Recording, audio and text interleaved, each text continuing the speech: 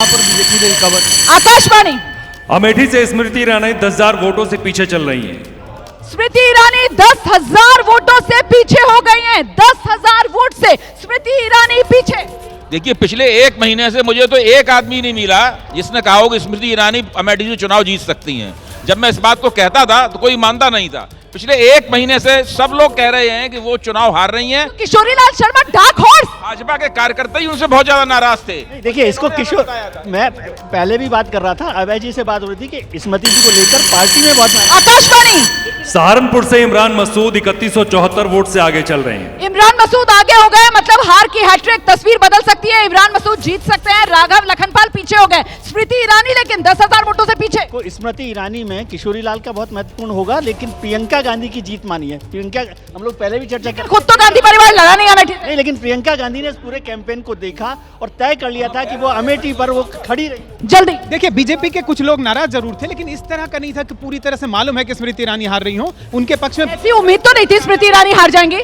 हालांकि अभी cover up हो सकता है। 10,000 वोटों से ही पीछे हैं। मैं ये कह रहा हूँ कि चाहे जो भी परिणाम हो, जो रुझान आ रहे हैं उस रुझान के हिसाब से ये लग रहा है कि स्थानीय जो कारक हैं उन कारकों पर भी मतदाताओं ने मत दिया है। ये रीजनल मुद्दे हैं, स्थानीय मुद्दे हैं जो हावी हो रहे हैं इस बार चुनाव में। जिस वजह से राहुल गांधी ने खोई थी अमेठी, वही वजह लगभग स्मृति ईरानी के पास। अगर वो हारेंगी तो क्योंकि किशोरी लाल मैनेजर है, नेता उतने बड़े नहीं है। स्मृति ईरानी को अगर वोट स्कोर करेंगी और अगर वो जीतती हैं तो योगी मोदी कॉम्बिनेशन से जीतेंगी। ये 24 चुनाव नेशनल नैरेटिव वाला चुनाव नहीं है। ये 24 चुनाव एक सीट वाला चुनाव। मैंने शुरू में ही कहा कि जातीय इक्वेशन का ये चुनाव है, सामाजिक इक्वेशन का चुनाव है। और अमेठी में देखिए, संजय सिंह इनके लिए प्रचार तक नहीं किए। स्मृति ईरानी के लिए संजय सिंह महल से निकले नहीं।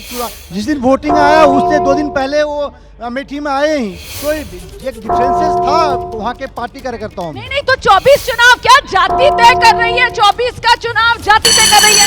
आकाशवाणी। यूपी की मथुरा सीट से हेमा मालिनी 48,000 वोटों से आगे हैं।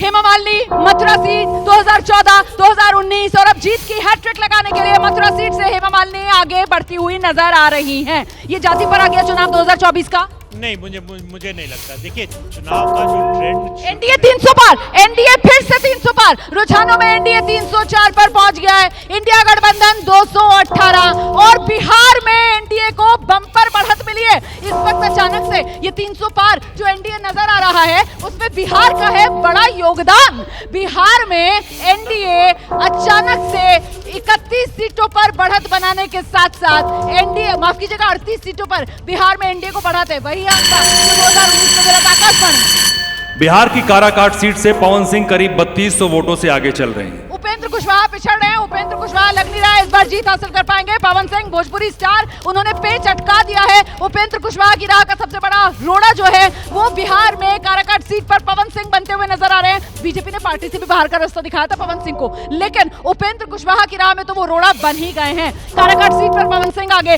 जाति पर आ गया इस बार 24 का चुनाव। नहीं, पूरा नहीं, किसी कॉन्स्टिट्यूंसी में आ गया। बाकी जो जाति का रोल होता है हर चुनाव में, इस चुनाव में भी था, लेकिन केवल जाति पर आ गया, उसके आधार पर चुनाव हो रहा है 24 का, ऐसा मानने को मैं तैयार नहीं।